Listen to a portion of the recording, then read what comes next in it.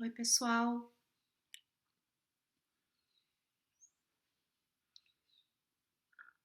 Oi, pessoal.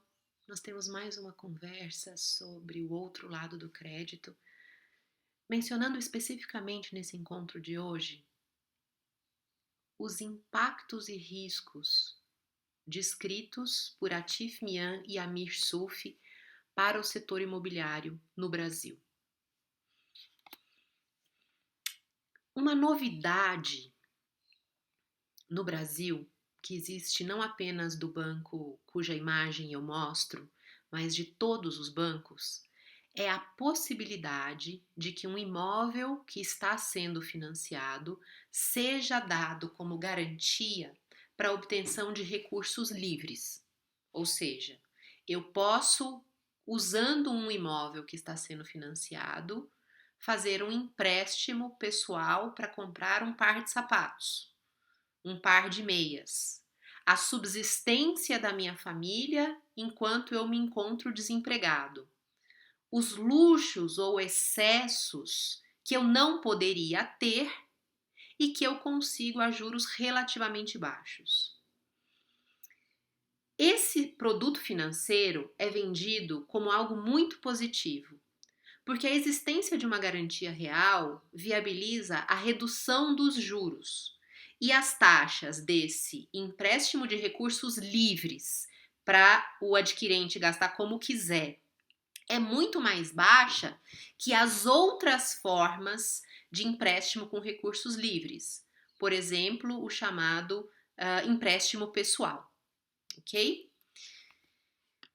Segundo os autores Atif Mian e Amir Sufi, que são os autores desse importante e paradigmático livro chamado House of Debt, que descreve a crise do subprime americana, isso seria um problema. O nosso encontro, a partir dessa literatura, mimetiza os passos do Brasil hoje em comparação aos passos dos Estados Unidos antes da crise financeira de 2008. Uma grande constatação desse livro é a seguinte: perguntam-se os autores: aconteceu alguma coisa com os Estados Unidos antes de 2008? Houve uma guerra, houve um fenômeno climático, meteorológico que desse causa à crise? E eles dizem: não. A única coisa que aconteceu notavelmente nos Estados Unidos antes de 2008 foi o aumento do endividamento para consumo das famílias. O Brasil vive uma situação muito semelhante num prazo alongado de tempo. Desde o início dos anos 2000, nós temos um processo de acesso ao crédito muito facilitado, não incluindo os mecanismos de apoio no financiamento imobiliário ainda, mas a partir de 2020 também com essa facilitação. Reparem, eu trago os dados de uma pesquisa feita desde 2010, com um grande rigor metodológico pela Confederação Nacional do Comércio, que vai mostrar um volume de endividados muito importante no Brasil, tá? Girando aí em torno dos 67%. E historicamente em valores sempre acima de 50%. O que me interessa nesse momento é a coluna não terão condições de pagar. 12% nesse momento extremo, nesse momento de pandemia, mas reparem que há um ano atrás isso estava por volta de 10%. O que isso significa? Que a depender da estrutura contratual que for feita para a obtenção de um empréstimo pessoal com a garantia do imóvel, 10% dos contratantes desse produto financeiro vão perder as suas casas e as poupanças que pagaram até então. Nós somos um país de endividados. É claro, as pessoas que têm um financiamento imobiliário geralmente se endividam menos. E essa mesma pesquisa é capaz de fornecer um levantamento entre quem ganha até 10 salários mínimos e quem ganha acima de 10 salários mínimos. E tradicionalmente, quem ganha abaixo de 10 salários mínimos tem mais dificuldade de pagar do que quem ganha acima. Mas essa diferença não é tão grande. O que indica que nós estamos vendo a criação de um novo produto financeiro que vai aprofundar a possibilidade de os indivíduos terem consequências graves pela inadimplência, que é a perda do imóvel que estão financiando, num segundo momento, a perda do imóvel já quitado, porque o produto financeiro que a gente viu no começo dessa apresentação é associado a um imóvel que está sendo financiado, mas existe ampla oferta de crédito para imóveis já quitados também, ok? Então, por uma coisa fugaz, por um gasto não essencial em comparação com a moradia, nós estamos abrindo regulatoriamente as portas para a possibilidade de que uma parte importante da população brasileira passe a viver o problema de moradia como nos Estados Unidos. Esse processo que eu mencionei é agravado por um outro fenômeno chamado securitização. A securitização permite que, ao invés das formas tradicionais de financiamento imobiliário, oriundas principalmente de juros subsidiados do Fundo de Garantia por Tempo de Serviço e da poupança, receba fundos próprios gerados por interesse de investidores, ok? A securitização permite que o credor originário do contrato de financiamento repasse sua dívida para fundos específicos, fazendo com que o fluxo de recursos para que a instituição financeira possa atender à expectativa de financiamento seja maior, ou seja, uma fonte extra além da poupança e além do FGTS. Quais são os riscos disso? Antes disso, eu só faço um breve comentário. A possibilidade de financiar um imóvel pelo IPCA foi uma novidade no Brasil, criada com a intencional motivação de facilitar a securitização. Por quê? A TR, um índice que foi criado nos anos 90, no momento de hiperinflação, admite alguma incerteza para o credor final. O IPCA mais uma taxa de juros fixa? Não. Ele transfere para o consumidor o risco de haver inflação no Brasil ou não. E esse risco explode na mão das pessoas num momento em que nós estamos vivendo de fato inflação, né? Olha o bafafá sobre o aumento do preço do arroz. E deixa esse investidor externo com a total segurança de que a inflação não vai fazer diferença para ele, isso vai ser arcado pelo adquirente, mas ele vai garantir um valor fixo de remuneração. Historicamente, quando a gente concentra os riscos da estrutura de financiamento imobiliário dentro das próprias instituições financeiras e dentro de uma instituição financeira em especial, que é a Caixa Econômica Federal, que tem uma tradição de ser uma instituição com um objetivo financeiro social, a despeito de o sistema financeiro ter um objetivo social amplo. Isso é muito destacado na vocação da Caixa Econômica Federal e na sua forma de constituição, inclusive, como uma empresa pública. Então, quando nós temos motivos para enfrentar um desemprego em massa, uma crise econômica, algum problema que afete a possibilidade de a população pagar o seu financiamento de casa própria, a autonomia da Caixa Econômica Federal, como um braço do governo federal, de promover iniciativas como a dessa imagem, que é um feirão da Caixa. Quando eu era criança, eu ouvia essa expressão, feirão da Caixa, e desde que eu era criança essa expressão já existe, imaginando que era uma grande feira em que você ia lá e colocava os seus imóveis na sacola como quem escolhesse pés de alface. Não. O que são os feirões? São as oportunidades de regularização de débitos em atraso. Ou seja, a Caixa Econômica Federal, como um braço estatal, segura para si, diante de uma ordem expressa, a possibilidade de revisão dos contratos, que duram aí de 15 a 30 anos, para evitar uma recuperação em massa dos imóveis, que pode existir, que sempre pode existir, inclusive pela própria Caixa Econômica Federal. Mas qual é a lógica? As instituições financeiras não querem recuperar tantos imóveis assim, porque as pessoas precisam morar e os bancos não são imobiliárias, certo? Em que medida a securitização tira essa autonomia dos bancos e ainda da existência de uma gestão entre governos e bancos, como existe na Caixa Econômica Federal, e a transfere para um gestor neutro que não se interessa necessariamente com o bem-estar da população? Eu abordo esse tema, e aí a gente já começa a falar de como nós estamos construindo o caminho para reproduzir a crise de 2008 dos Estados Unidos com algumas charges.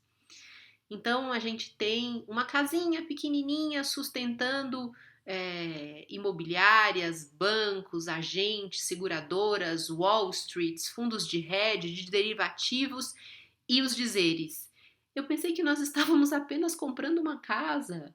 Não, no mundo da securitização não se está apenas comprando uma casa, está se comprando todo um equilíbrio muito instável do sistema financeiro. Como funcionou a preparação para a crise de 2008 nos Estados Unidos?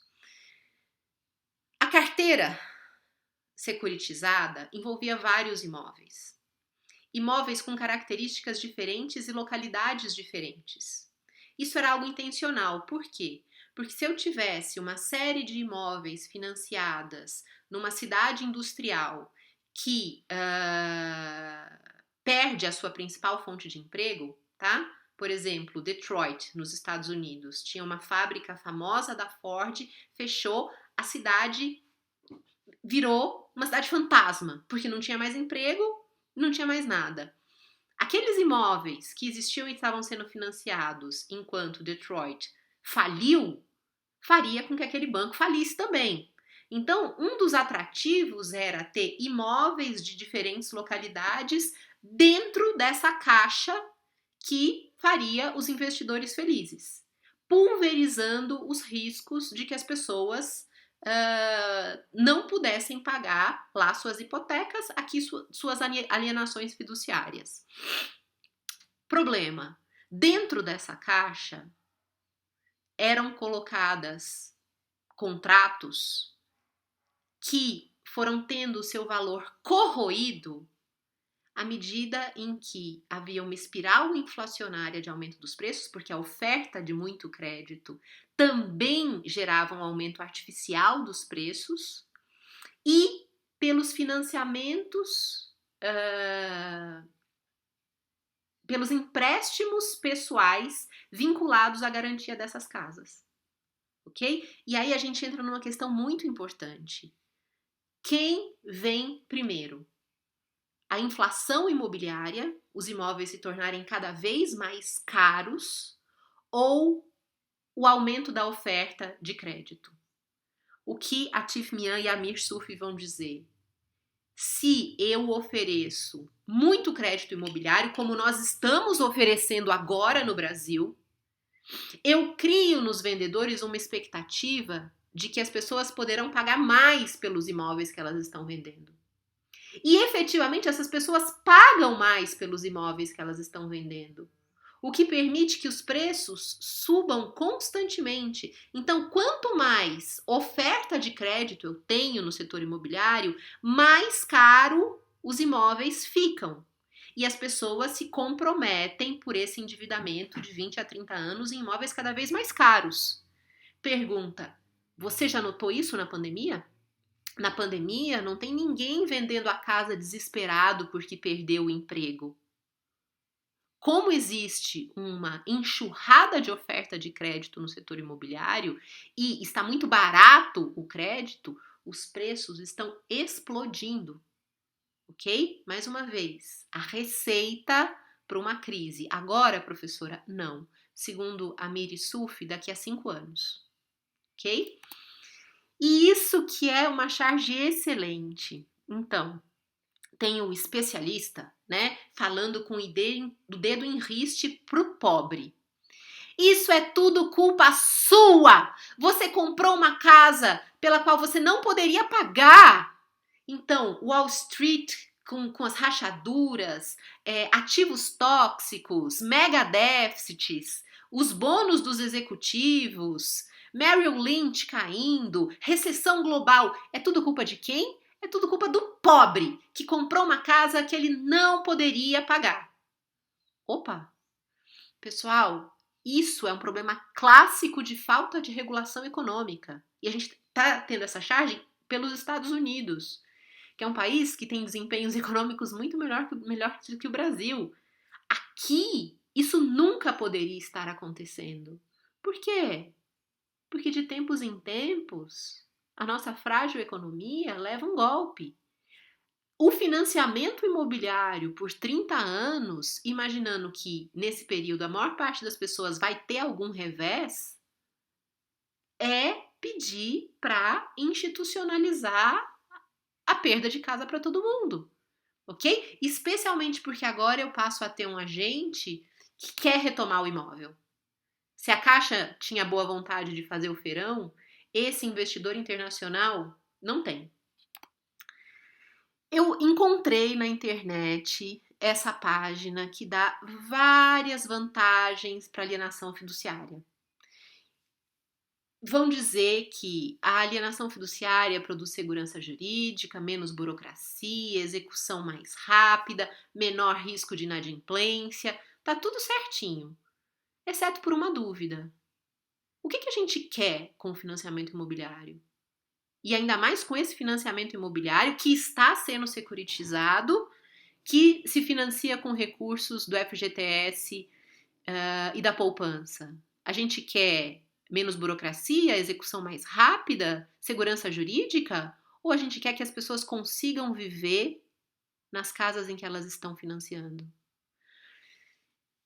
Esse mesmo livro, Casa da Dívida, Atif Mian e Amir Sufi, vai descrever uma diferença de comportamento nos Estados Unidos entre as jurisdições que permitiam a retomada do imóvel cujas prestações não estavam sendo pagas administrativamente, como hoje acontece no Brasil, basta pedir e tem um procedimento específico no registro imobiliário, ou os estados, e são vários estados que têm autonomia para fazer isso nos Estados Unidos, que precisava de um processo judicial antes da retomada do imóvel.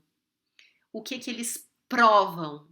Eles provam que nos estados em que a etapa judicial para a retomada do imóvel era obrigatória, houve menos desvalorização dos imóveis, houve menos crise econômica na população que habitava aquele estado e houve maior manutenção das famílias nas casas. Por quê? Porque ao longo dos poucos meses que a família tinha para tentar se organizar enquanto o processo de, entre aspas, reintegração de posse, porque lá é uma hipoteca. A reintegração de posse é um termo que só vai existir na alienação fiduciária. Corria na justiça, aquela família conseguia se reorganizar. E a estrutura normativa brasileira está completamente cega a esse fato. E ainda bitolada numa interpretação de análise econômica do direito pobre, insuficiente, que imagina que fornecer o máximo de garantias para o credor é o que precisa ser feito. Errado. E a possibilidade de que, num fenômeno que se mantenha de recuperação em massa, de um volume grande de imóveis sendo retomado a partir de uma lógica de crise econômica, dos interesses dos credores num processo de securitização que privam dos agentes que controlam os créditos subsidiados, que hoje abastecem o sistema financeiro da habitação, passem a não ter interesse. Entendeu? Então, o que a Tiffany e a Amir Surf descrevem para o longo prazo? O barateamento desses ativos e a compra desses ativos pelos que se chamam de fundos abutres.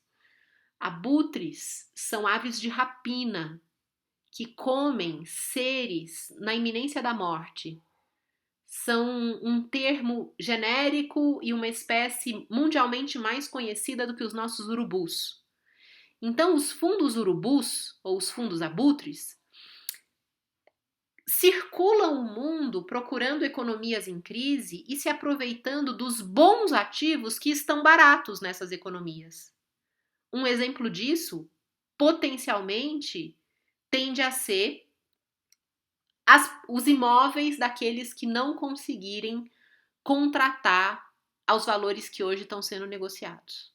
Essa ilustração é uma crítica feita num estado que teve os seus ativos muito barateados e que tem a expectativa de os perder por esse mecanismo global de trânsito de capitais e de investimento onde seja oportuno e favorável. Pessoal, neste momento, nós concluímos essa leitura de Atif Mian e Amir Sufi, não sem, porém, eu mencionar a recomendação de alguns links que podem complementar essa mensagem. Obrigada!